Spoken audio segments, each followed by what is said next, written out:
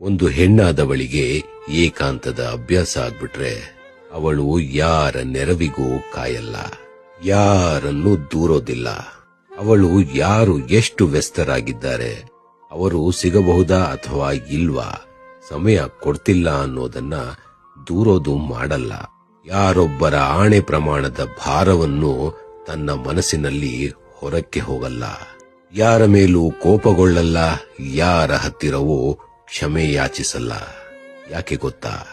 ಯಾಕಂದ್ರೆ ಅವಳು ಮೌನವಾಗಿ ಬಾಳೋದನ್ನ ಕಲ್ತು ಬಿಡ್ತಾಳೆ.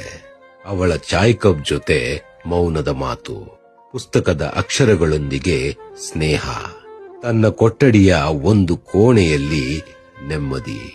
ಯಾರ ಹಂಗೂ ಇಲ್ಲದ ತನ್ನದೇ ಆದ ಒಂದು ಪ್ರಪಂಚವನ್ನ ಸೃಷ್ಟಿಸಿಕೊಳ್ತಾಳೆ. ಅಲ್ಲಿಗೆ ಸೀಮಿತ ಅವಳು, ಅವಳ ಏಕಾಂಗಿತನ. ಯಾರಿಗೂ ಪ್ರವೇಶವಿಲ್ಲದ